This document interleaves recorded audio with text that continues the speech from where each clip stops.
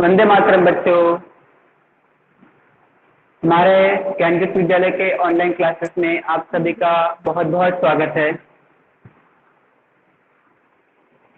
हम आज हमारा जो छठा लेसन है सर आवाज नहीं आ रही। विश्व के आवाज नहीं आ रही है आपकी? तो आवाज मुझे क्लियर आ रही है। अब बेटा बाकी को आवाज आ रही है? सर मेरी आवाज आ रही है बाकी लोगों को? आ रही है सर आ रही है आवाज। सर अब सही आ आज रही बेटा है। थोड़ा और आज जो है ना, आज थोड़ा नेट का इश्यू चल रहा है सुबह से, इसलिए थोड़ा बहुत हो सकता है, बाकी एडजस्ट करवाना है। ठीक है ना? ओके सभी लोगों को आवाज ठीक से आ रही है ना? यस सर आ रही है। Yes sir. हाँ। यस और सभी लोग अपना माइक बंद रखना है। जब आप अपना माइक बंद रखोगे ना तो मुझे सही से आवाज आएगी। जब मैं आपसे सवाल पूछूं तो ही माइक चालू करना है। सभी लोग अपना माइक बंद कर लो अभी फटाफट। राव, नीलू, माइक बंद करो बेटा। सभी लोग जल्दी से अपना माइक बंद कर लो। कर लिया? आवाज आ रही है मुझे?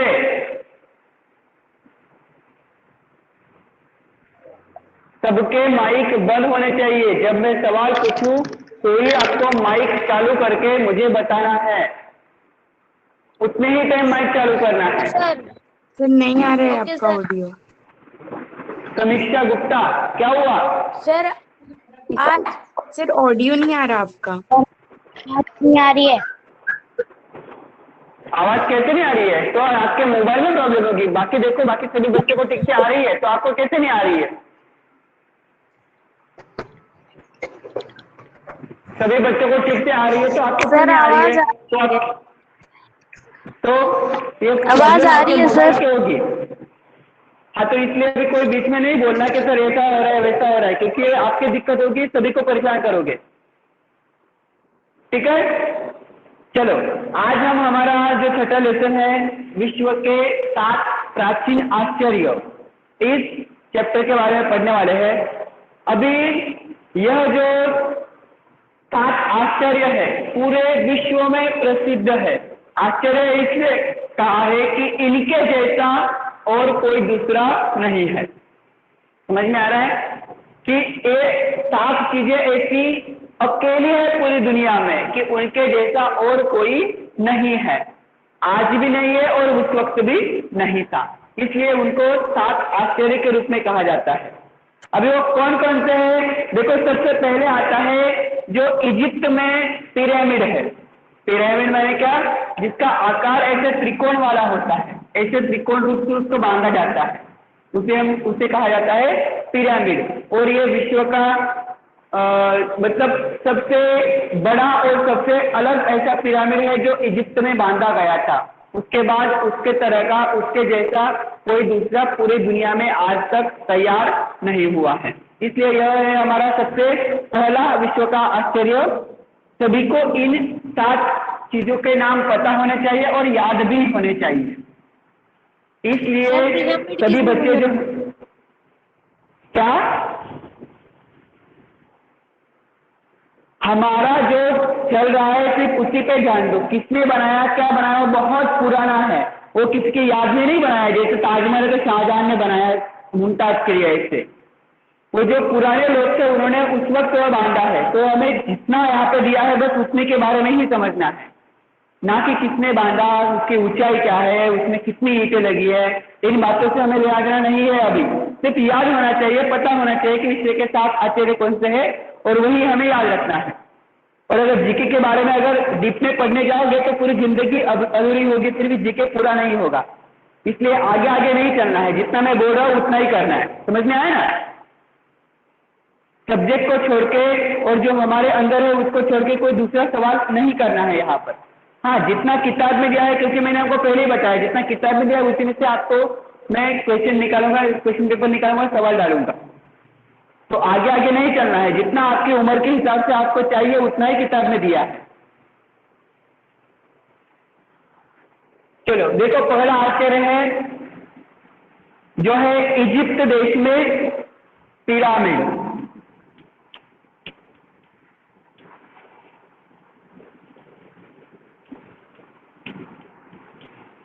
इन 7 चीजों को आपको याद ही रख लेना है। इसके लिए हमें इसको लिखना भी है, आपको भी एक कॉपी में या फिर एक पन्ने पे इसको लिख लेना है जो रफ होगी, और उसको साथ में रखना है ताकि आप उसको अच्छे से याद कर सको। उसके बाद है बेबीलोन में जो झूलते बगीचे हैं वह, बेबीलोन अभी इस देश का नाम है।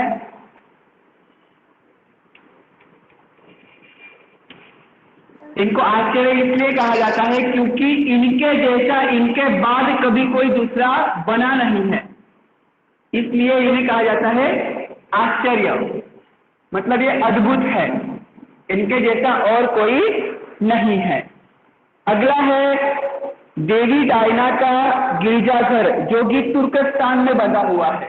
कहाँ पर है यह? तुर्कस्तान में। देवी गिरिजा का, सॉरी देवी डायना का है, उल्टा कर दिया। देवी डायना का गिरिजाघर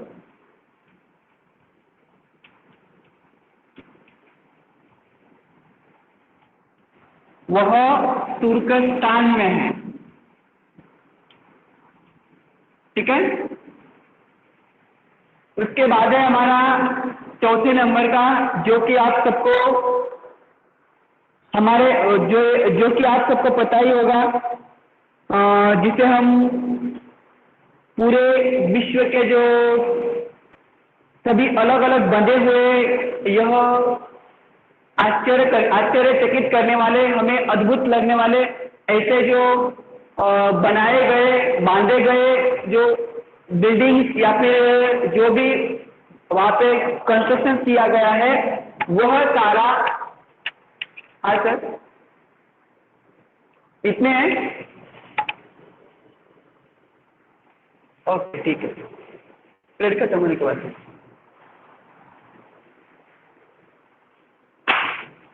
ठीक है, तो ये है अगला हमारा मौसोलस की कब्र वाला जो कि तुर्की में है। अभी ये जो पुराने लोग थे उन लोगों का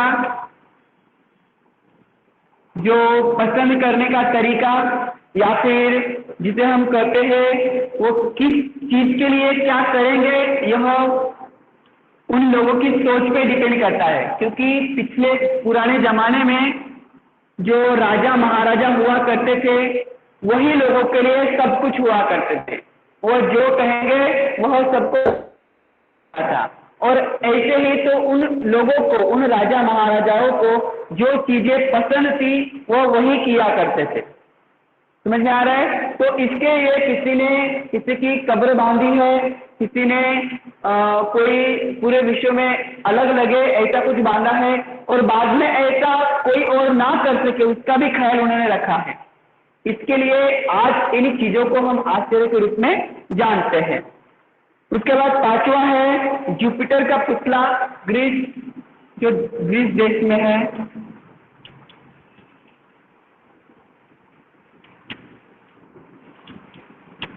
जिन्होंने अभी तक किताबें नहीं खरीदी है वह जल्दी से खरीद लेना है, क्योंकि आप किताबें नहीं खरीदोगे तो आपको वो समझ में नहीं आएगा। 6ठा है अलेक्जेंडर का प्रकाश स्तंभ। क्या हुआ?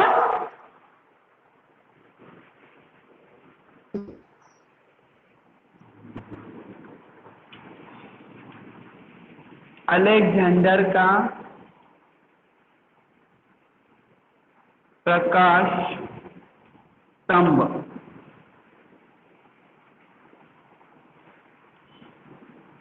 सम्राट अलेक्जेंडर जो थे उन्होंने यह बांधा हुआ है। अलेक्जेंडर लिखो या अलेक्जेंडर लिखो, कोई बात नहीं इसमें। और यह बांधा है इजिप्ट देश में। और लास्ट वाला है हमारा रोहित के कोलेसस की प्रतिमा।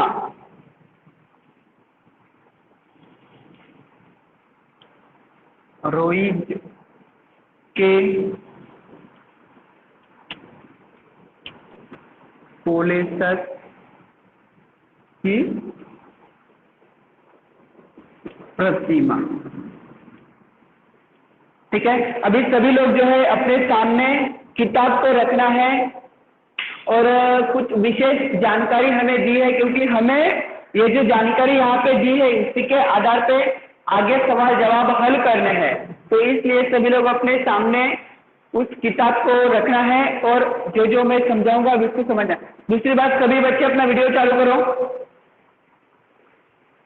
वीडियो चालू करो, सभी के वीडियो बंद है, कौन क्या कर रहा है दिखना चाहिए मुझे। हाँ देखो, इसके अलावा और भी कुछ ऐसी बातें हैं जो कुछ हमें आश्चर्यचकित करने वाली है और इसकी जानकारी हमें होनी चाहिए, ऐसी विशेष है। तो देखो, विश्व के अर्वाचीन आश्चर्य के नाम निम्नानुसार है। एक पहला कौन सा दिया, देखो एम्पायर स्टेट बिल्डिंग, जो कि अभी न्यूयॉर्क में बनी है। अभी ये जो बाकी सब है यह फिलहाल नई नई बनी है। ये भी जो 7 आश्चर्य है उनसे थोड़े कम प्रकार की है, लेकिन मतलब बाद में बनी है, लेकिन वह भी वैसे ही है। एक कौन है, स्पीकर बंद करो, आवाज आ रही है आपकी। हाँ, दूसरा है पनामा नहर जो मध्य अमेरिका में है। तीसरी है भूगर्भ रेलवे, ये सबको पता होगा क्योंकि यह लंदन में बनी हुई भूगर्भ रेलवे जो है पूरे विश्व में फेमस है, क्योंकि ये जमीन के अंदर चलती है और पूरा रास्ता जो है इसका जमीन के अंदर बनाया है।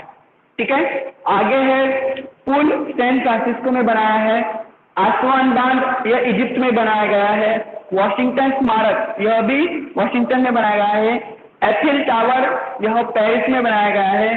और इंग्लैंड और फ्रांस को जोड़ने वाली टनल, इंग्लैंड और फ्रांस के जो 2 देश है उनको इकट्ठा करने वाली, एक साथ जोड़ने वाली, मतलब दोनों का जो अंतर है उसको भेदने वाली, या फिर समंदर जो है उसको समंदर के जरिए, मतलब समंदर को छेदती हुई या फिर समंदर के ऊपर से पार करती हुई यह टनल उन्होंने बनाई गई है, वह है इंग्लिश चैनल में। और अगला है स्वतंत्रता देवी का पुतला जो बना है न्यूयॉर्क में।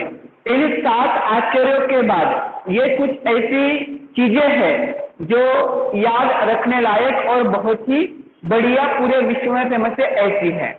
अभी इनमें हमारे देश का जो ताजमहल है वह भी आता है, लेकिन इसमें वह नहीं दिया है, क्योंकि जो हमें खुद को पहले से पता है उसके बारे में और क्या जानकारी देना ऐसा उन्होंने सोचा होगा शायद, तो इसके लिए उसका उन्होंने यहाँ पे दिया नहीं है, क्योंकि हमें जीके में जानकारी हासिल करना है, जो हमें जानकारी नहीं है वह हासिल करना है।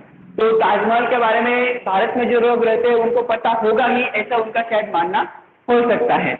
चलो अब हम इसके जो सवाल जवाब है स्वाध्याय उनको हल करेंगे फटाफट।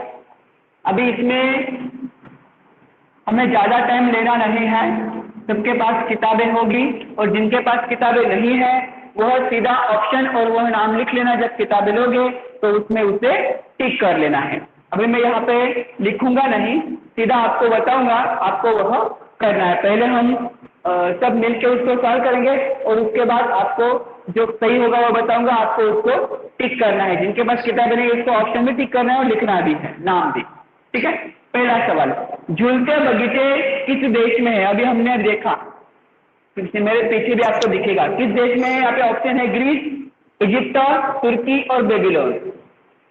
Sir D Babylon. बेबीलोन बिल्कुल सही, डी बेबीलोन। और दूसरी बात, कोई भी आगे आगे लिखना नहीं है, जब मैं करवाऊंगा तभी लिखना है, क्योंकि बहुत से ऐसी चीजें हैं जिनमें कुछ गलत भी दिया हुआ है, तो वो आगे कोई करेगा नहीं। मैंने अभी कुछ किताबें चेक की है, उनमें भी ऐसा ही है, बहुत से लोगों ने आगे आगे कर दिया है। आपको पता है उसमें टाइपिंग में कुछ मिस्टेक हुई है बाकियों में, तो वो कुछ गलत भी है और कुछ सही भी है, तो उसको करेक्शन करना पड़ता है हम, इसलिए कोई आगे आगे नहीं लिखेगा, याद रखना है। जब मैं नेक्स्ट टाइम चेक करूँ कॉपियाँ तो किसी की कॉपी में आगे आगे नहीं होना चाहिए। और मुझे पता है बाकी लोग क्या करते हैं, क्यों वह आगे आगे लिखते हैं और कैसे लिखते हैं, तो इसलिए आगे आगे चलने की जरूरत नहीं। जितना हमें दिया गया है, जितना हमें चाहिए उतना ही आपको करना है। ठीक है, वो बात अलग होती है जब हम क्लास में बैठकर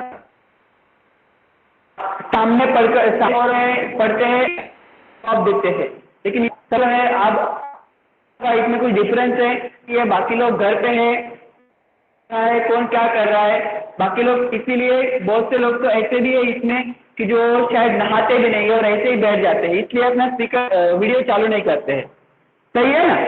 बिना नहाए बैठ के जाते हो इसलिए वीडियो चालू नहीं करते हो ना, शर्म आती होगी। सही बात है ना? रिप्लाई दो अभी।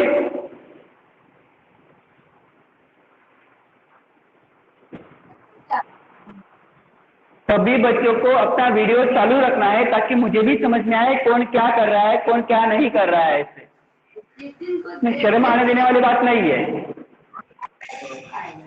और सिर्फ मेरे ही पीरियड में नहीं, इसी पीरियड में नहीं, सभी पीरियड में आपको वीडियो चालू रखना है। चलो, तो इसका सही जवाब है डी, पहले का बेबीलोन। पहले का कौन सा जवाब है? D, Babylon. बाकी लिख लेना सभी बच्चे सामने। अगर आपके पास किताब नहीं है तो वह सब फटाफट लिख लेना है। डी,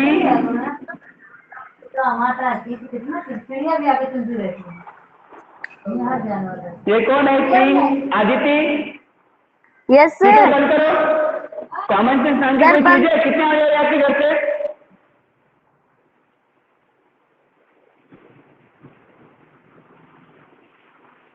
घर में बोले जाने वाली आवाज हमारे क्लास में आ रही है, फिर भी उनको समझ में नहीं आता है कि स्पीकर बंद कर देना चाहिए इसे। आगे दूसरा सवाल है, जुपिटर का पुतला किस देश में बना है? देखो हमने यह 5वें नंबर पे लिखा हुआ था। इसके ऑप्शन है यहाँ पे दिए हुए, ग्रीस, इजिप्ट, स्पेन और तुर्कस्तान। ग्रीस। ग्रीस सर, सर, ए। ग्रीस। बिल्कुल सही, ए ग्रीस। बहुत बढ़िया। ऑप्शन भी बताना है और नाम भी बताना है। ए ग्रीस, बहुत बढ़िया। हाँ, याद किया है या फिर देख देख के बता रहे हो इससे? तीसरा, मार्कोलस की कब्र किस देश में है? A Iran, B C. Iraq, C तुर्की, डी लीबिया। तुर्की। सर, तुर्की सर। Very good. तुर्की सर। मेरे सवाल पूरे करने से पहले कोई बीच में बोलेगा नहीं है।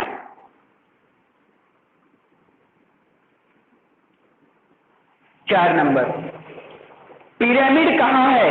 ए तुर्की, बी इजिप्ट, सी ग्रीस और डी चीन। B Egypt. B sir, Egypt. Egypt. B Egypt. बहुत इजिप्ट बढ़िया, सर। बहुत बढ़िया। आप लोग तो बहुत होशियार हो गए ऐसा लग रहा है मुझे ना, पर आपको भी पता होगा कितने होशियार हुए थे ना। सही बात है ना? आगे, देवी डायना का गिरजाघर किस देश में है? देवी डायना का गिरजाघर किस देश में है? ए तुर्कस्तान, तुर्कस्तान। बी ग्रीस, सी जर्मनी और डी ईरान। सर, ए। तुर्कस्तान। सर, ए तुर्कस्तान। तुर्कस्तान।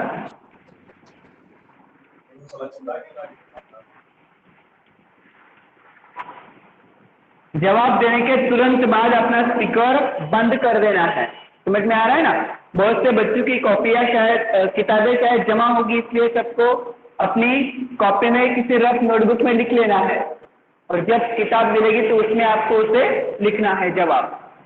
ठीक है ना? आगे 6 नंबर, रोहित के कोलोसस की प्रतिमा किस देश में है? A Egypt, B Greece, Greece. Poland. मैंने क्या बोला है? मेरे पढ़ने से पहले नहीं बोलना है ऐसे, समझ में नहीं आता हिंदी। Yes sir. इतना आगे आगे क्यों चल रहे हो? मुझे पता नहीं आप जवाब कैसे दे रहे हो ऐसा। हाँ, इतनी होशियारी क्यों दिखा रहे हो?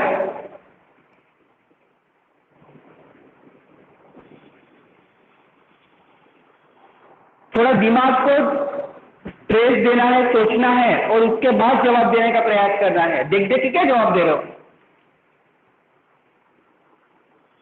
तो क्या है इसका जवाब? कहाँ है रोहित के कोलोसस की प्रतिमा? B Greece.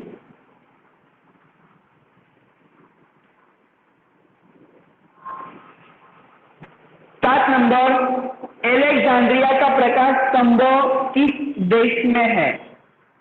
जो एलेक्जेंड्रिया है, एलेक्जेंडर करते हैं, उसका प्रकाश स्तंभ किस देश में है? A Greece, B Germany, C France, D Egypt. Egypt. Egypt sir. D Egypt.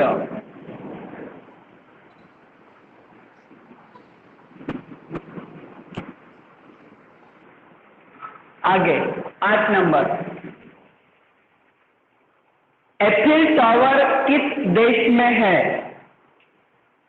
A Washington, B Tokyo, C London और डी पेरिस। कहाँ डी पर है Paris. Eiffel tower? D sir Paris. D Paris.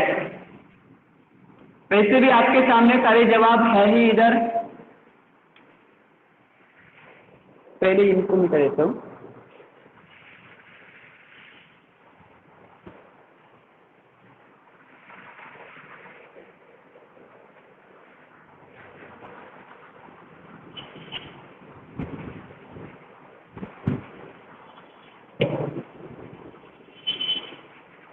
आगे 9 नंबर का सवाल है हमारा, empire state building किस शहर में है? एम्पायर स्टेट बिल्डिंग किस शहर में है? ऑप्शन है हमारे पास, ए न्यूयॉर्क, बी पेरिस, सी लंदन, डी कोलकाता। ए न्यूयॉर्क। सर न्यूयॉर्क ए सर। न्यूयॉर्क, बिल्कुल सही है, ए न्यूयॉर्क। 10 नंबर, तुरंत बाद अपने स्पीकर बंद कर लेना है, जितना समय आपको जवाब देना है उतना ही समय स्पीकर चालू करना है, ठीक है ना? नहीं तो फिर मैं यहां से बंद कर दूंगा, एक शब्द नहीं बोल पाओगे। 10 नंबर, आसवान बांध किस देश में है? A France, D Japan, C Egypt और डी यूएसए। कहां पर है आसवान बांध? सर इजिप्ट में। C Egypt. बिल्कुल सही, सी इजिप्ट।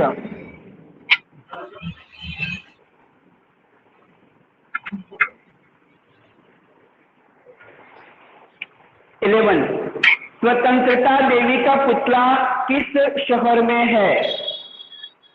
ए Washington, B New York, C Tokyo और डी सिडनी। जो विशेष बातें थी उनमें से है ये सवाल।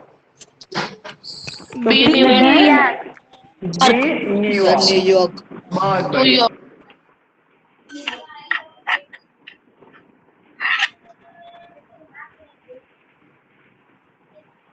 12 नंबर देखो, भूगर्भ रेलवे किस शहर में है? ए लंदन, बी पेरिस, सी बर्लिन और डी न्यूयॉर्क। ए सर लंदन। लंदन में। ए लंदन सर। इतना सारा याद किया है आपने? ओहो, बहुत बढ़िया, इतना याद किया है। चलो आगे, पनामा नहर कहाँ है? ऑप्शन है आपके पास, ए दक्षिण अमेरिका, बी मध्य अमेरिका, सी उत्तर अमेरिका और डी पूर्व अमेरिका। मध्य अमेरिका। मध्य अमेरिका सर। मध्य मध्य। America, very good.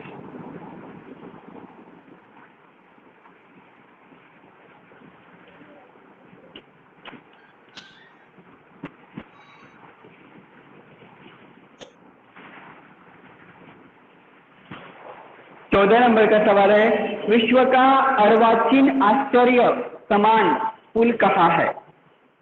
आश्चर्य समान पुल विश्व का कौन सा है और वो कहाँ है? तो हमने पहले आपको मैंने लिखवाया, यहाँ पे पुल लिखवाया था वह, तो वह पुल कहाँ पर है, यह हमारा सवाल है। और उसके ऑप्शन दिए गए हैं, A London, B Paris, C Canberra और D San Francisco. D San Francisco. D. आपको नाम बोलना नहीं आ रहा है लेकिन याद कैसे है? San Francisco.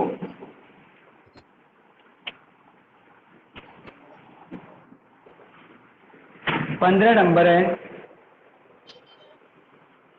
इजिप्ट में कौन सा बांध है? A angel, B Suez, C Aswan और डी विक्टोरिया। कौन सी सा बांध आसवान। इजिप्ट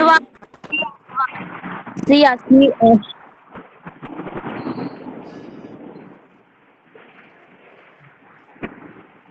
16 नंबर, पेरिस में विश्व का कौन सा अर्वाचीन आश्चर्य है? ए एफिल टावर, बी भूगर्भ रेलवे, सी पुल और डी स्वतंत्रता देवी का पुतला। तो कौन सा है? Eiffel tower. एफिल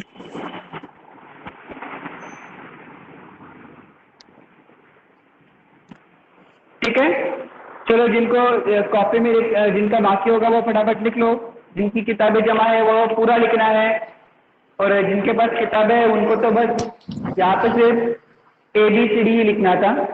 फटाफट कर लो जल्दी।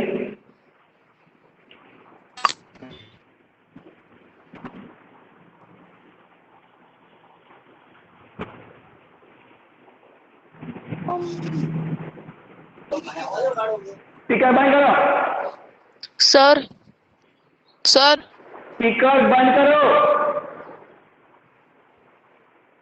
क्या, कौन बोल रहा है सर? क्या हुआ?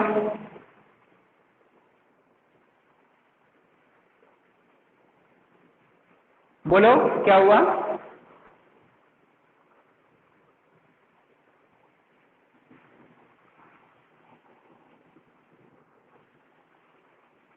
जल्दी करो।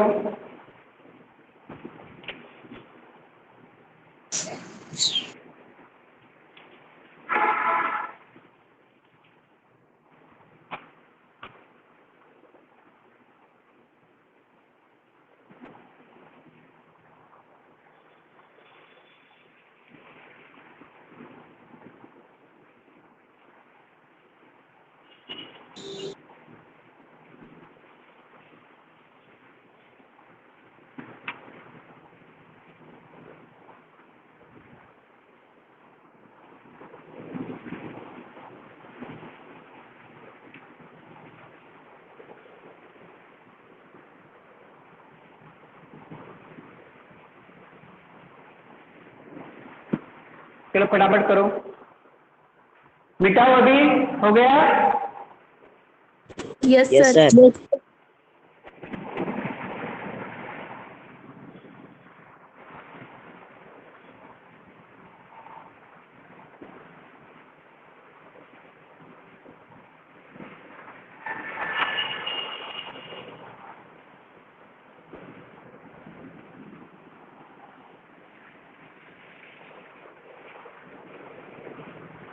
वीडियो चालू करो सब लोग।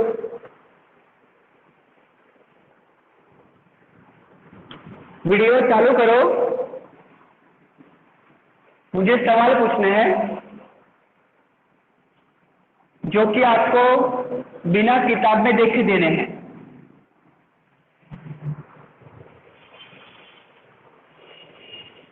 वीडियो चालू करो। सुरभि के बाद कौन सा है? वो दो चार जोन थे, मुझे पता है कौन कौन है वो। चलो वीडियो चालू करो, सवाल पूछने हैं मुझे आपसे।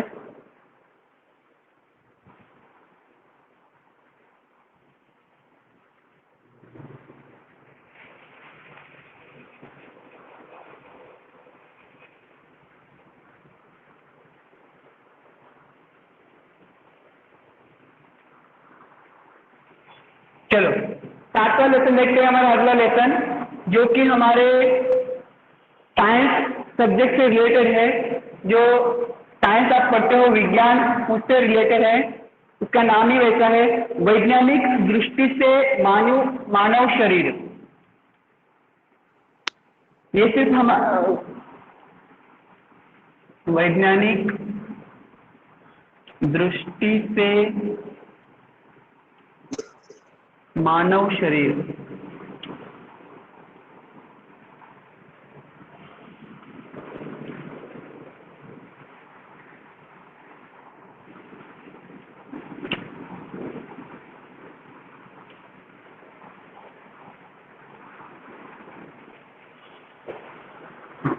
चलो अभी इसके बारे में पहले थोड़ी जानकारी हासिल कर लेते हैं, और इसके बाद हम जो है सीधा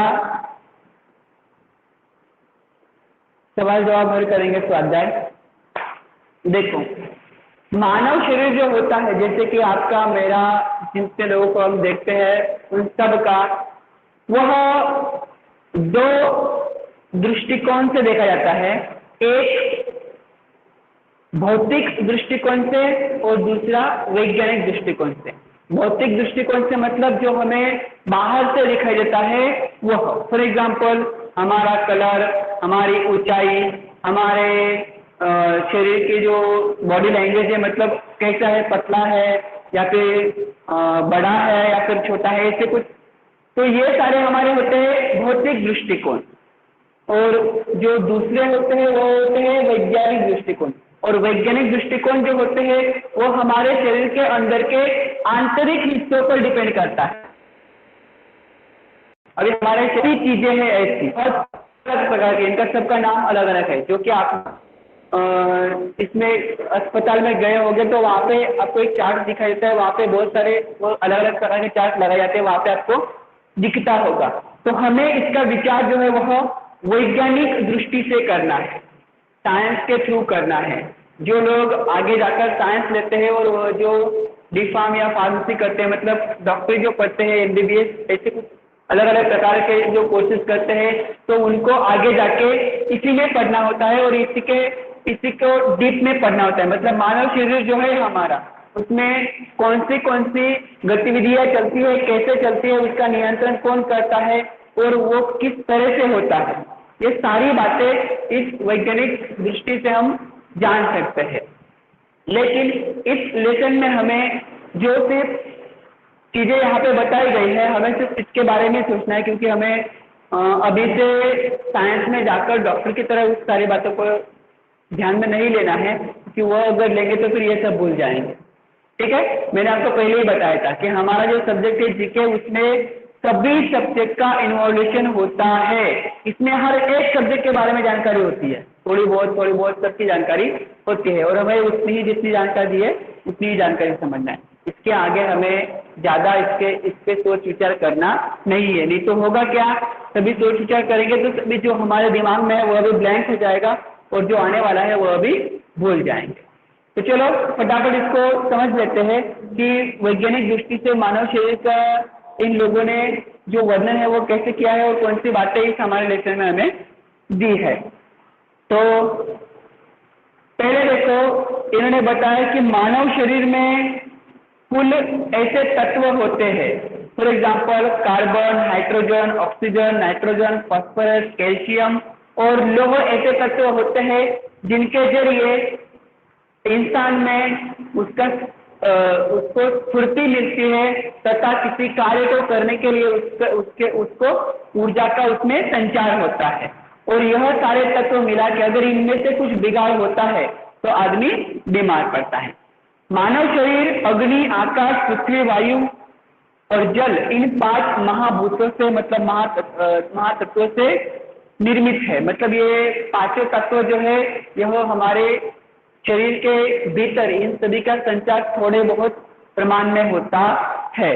अगर आप लोगों ने कभी ऐसे मतलब पहले कुछ सीरियल्स आया करती थी, जैसे शक्तिमान नाम की सीरियल थी, उसमें बताया था कि वो कभी कभी जब उससे मुसीबत आया करती थी तो वह अपने आप को ऐसे एकदम शांति से खड़ा करता था और अपने पांचों जो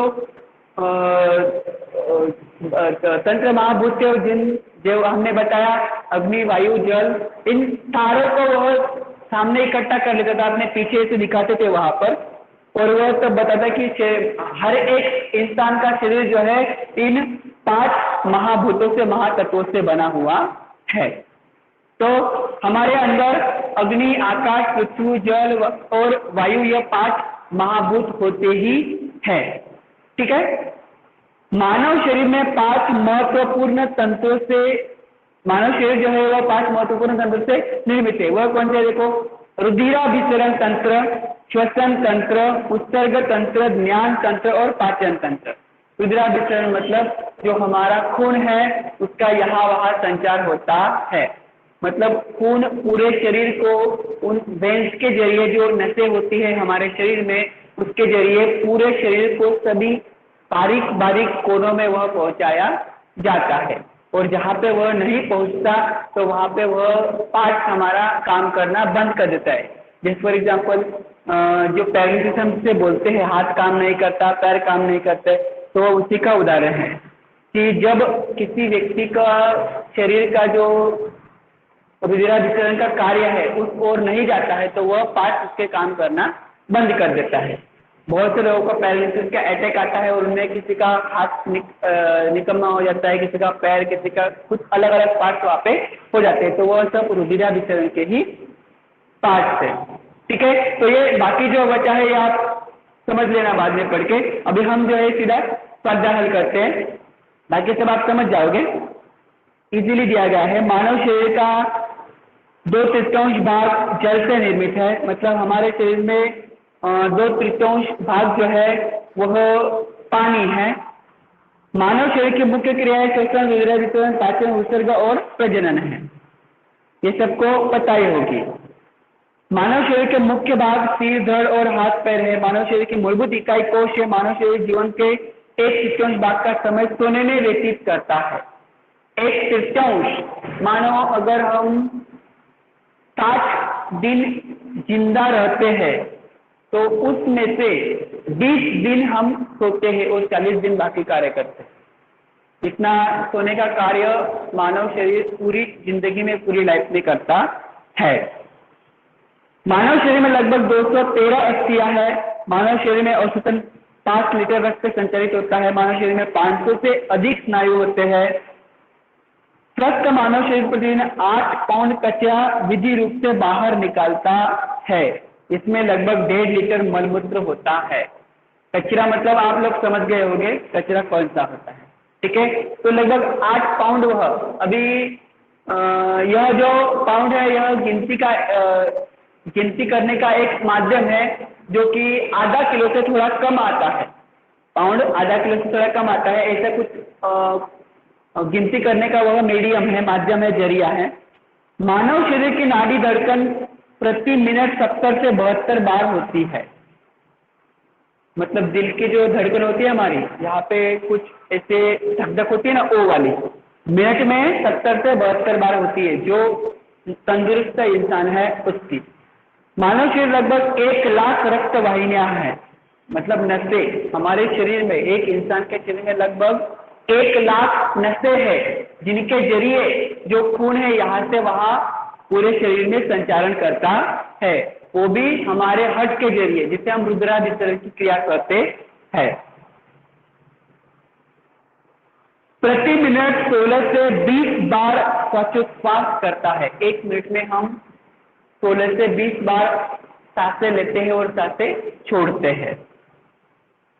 सामान्य तापमान 98.4 फ़ारेनहीट होता है। हमारे शरीर का जो तापमान होता है, सामान्य तापमान, वह 98.4 पॉइंट तक होता है। ठीक है, अभी ये जो बातें बाकी आप घर प्ले करना, अगले लेसन में, अगले चैप्टर में हम जो है इसके सवाल जवाब हल करने वाले हैं। आज का आपको होमवर्क रहेगा, यह जो इतना दिया हुआ है यहाँ पर, ये पूरी जानकारी आपको एक रफ नोटबुक में लिखना है और इसकी फोटो निकाल के गैंजो स्कूल के ऐप में मुझे भेजना है। ठीक है, मान लो कुछ लोगों की कॉपियां, किताबें यहाँ पे जमा है, तो हमारा पीरियड अगले, मतलब पूरे 7 दिन के बाद आना है। 7 दिन में आपको कभी भी यह होमवर्क पूरा करके वहां भेजना है, याद रखना है। ठीक है, इसको पूरा लिखना है और उसकी फोटो निकाल के मुझे भेजना है। किस पे? ज्ञानजो विद्यालय में। Okay yes sir. सर हाँ बोलो वो बोलो अध्याय में पेन से लिखना बोलो ना? भाई। हाँ, अध्याय में पेन से लिखना ना? जब मैं कहूंगा ना तो पेन से ही लिखना है। जब मैं कहूँ आपको कभी पेंसिल से, तभी पेंसिल से लिखना है। ठीक है, और कोई भी जो हम सॉल्व करवा रहे हैं उससे पहले सॉल्व करवा के वहां पे लिखेगा नहीं, याद रखना है। मुझे पता है आपको ये 2 मिनट का अच्छा लगता होगा कि आप जवाब दे रहे हो, लेकिन मुझे समझ में आ जाता है कौन कैसे जवाब दे रहा है, कैसे नहीं दे रहा है। कोई आगे नहीं लिखना है, क्योंकि एक अगर आपका गलत हो गया तो आपको पता है जीके हमारा जो सब्जेक्ट है वह परसेंट मिलाने वाला है, कोडिंग सब्जेक्ट है। अगर मान लो उसमें आपका 1 अंक चला जाता है तो आपके परसेंट पे उसका बहुत असर होगा, इसलिए कोई आगे आगे नहीं लिखेगा। ठीक है, चलो वंदे मातरम सभी बच्चों को। वंदे